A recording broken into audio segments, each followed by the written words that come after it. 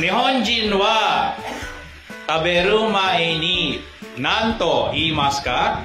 Itadakimasu to imasu. Hai, itadakimasu to imasu. O, diyan, minasai. Itadakimasu. Itadakimasu. So, this is the proper para ang nagsusulat. So, tandaan niyo itong movement na to, ha? Okay, next. Gamitin dito. Then, gamitin ang palasingsingan to support dito. So, minasam. So, today's activities natin, mag-aaralan natin kung paano gumamit ng hashi. Hashi, wakarimasu ka, minasam. Okay, hi.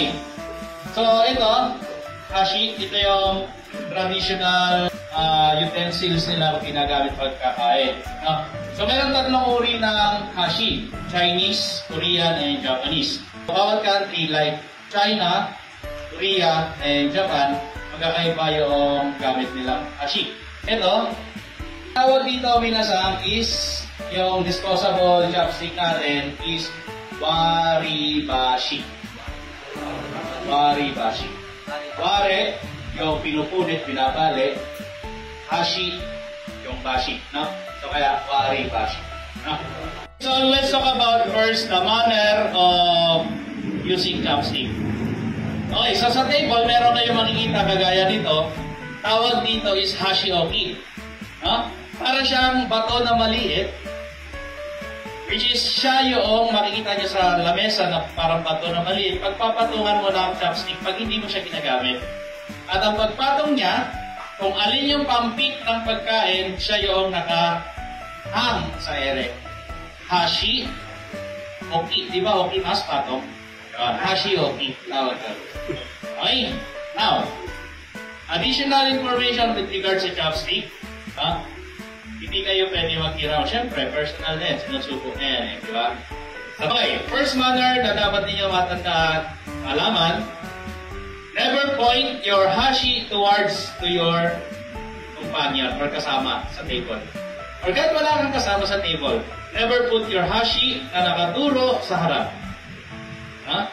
Paano ba dapat? So, yung hashioki, andyan, sa lamesa mo, ang pagpatong ay nakaganyan. Kung wala namang hashioki,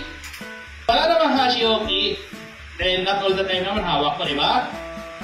Don't put your chopstick na nakatusok sa pagkain. Ginagawa po yung manner na yon when funeral or burial. Don't put your chopstick na nakatusok sa pagkain. Especially sa bowl o kaya sa baso. Ginagawa lang yan pag merong urol.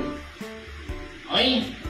So, walang hashioki if you don't use your hashi for a while. So, put your hashi like this. Huwag niyong ipupoint sa harap. Don't. Just put your hashi nakabaladbad. May kasama ka o wala. Okay? Ayan. Now, paano ba yung tamang handling? First, you have to hold your chopstick like this. Parang ballpen na nagsusulat. Why? May paggagamitan ito, dalawang ito itong katama. Okay? So, this is the proper para kang nagsusulat. Tatlong daliri. Now, so ganun din sa hashi. Okay? Tandaan niyo itong movement na to, ha? Okay, next. Ano naman ang gagawin ng isa? Okay, gamitin dito. Then, gamitin ang palasingsingan to support dito. So, magbigay kayo ng allowance at least 1 to 2 inches. Ayan. So, then mabibuild yung handling na ganyan. So, matigas. Steady lang yan. So, gamitin ito, ipitin to stabilize the chopstick. Then, gamitin ito to support the medyo dulo ng chopstick. So, magkakaroon ka ng ganyang grip. I-grip mo siya. Then, after that, pag nakuha mo na itong movement na to, pagsasabayin mo na yung dalawang step. Yung paghawak ng ballpen at yung pag-grip ng isang chopstick. So now, ito, steady lang ito, while itong parang ballpen, siya yung gagalaw. pag ipit yung isa, kumbaga sa atin, siya yung tinidor, ito yung kutsara. Para makaipit ka ng pagkain. Okay? So, pagsamahin niyo yung dalawang movement, ayan. Pagsamahin niyo yung dalawang movement, ayan. So, kung medyo nangangalay ka, you can use your pinky finger also to support itong nasa ilalim. It's up to you kung saan mo prepare. Okay, now, try. Kuha kayo ng small things like your pampura and try by yourself. Practice. Ayan, down na yung ating yung Christmas party. Okay. So, medyo nakakala ito, Ayan, so practice yan.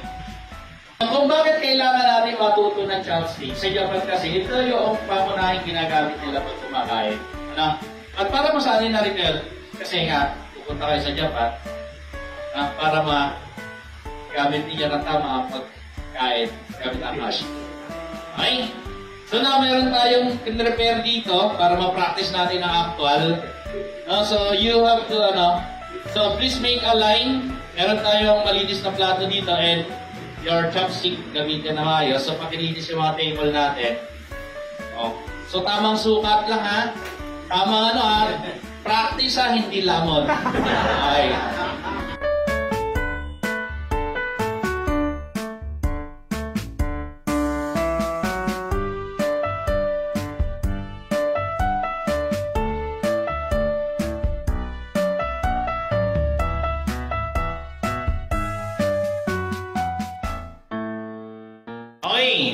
So, isa pang tip para madali ninyong magagawa, yung chopstick ninyo, di ba may handling na. So, paano mapapantay yung dulo?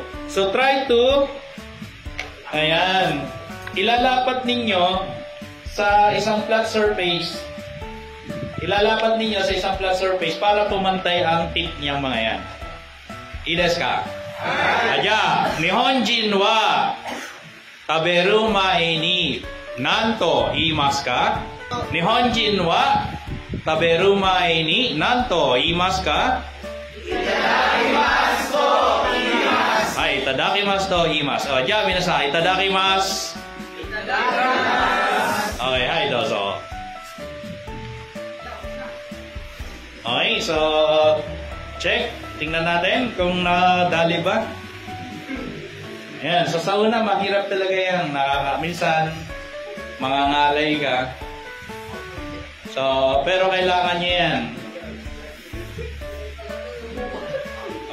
Practice lang, hindi lamon. Okay, isa pang tip. Don't pass your food using chopstick to one another.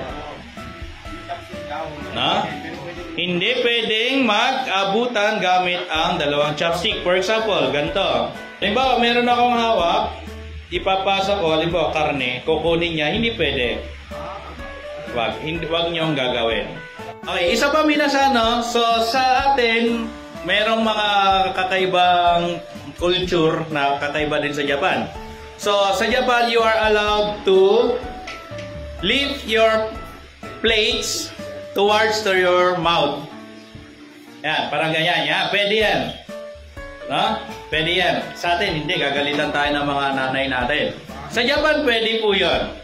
At mas admirable pa po yun, irai kung tawagin, kasi you are eating with a pleasure. No? Or with a relish. So, malinis. Walang papatak. Okay?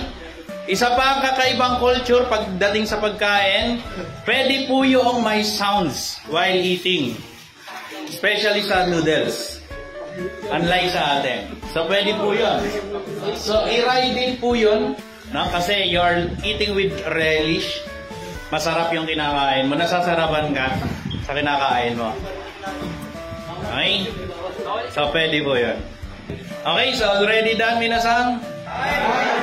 Aja, minasan. Tabita ato, nanto, iimasu ka?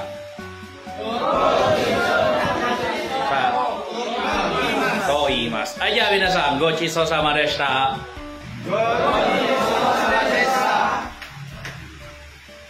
Okay.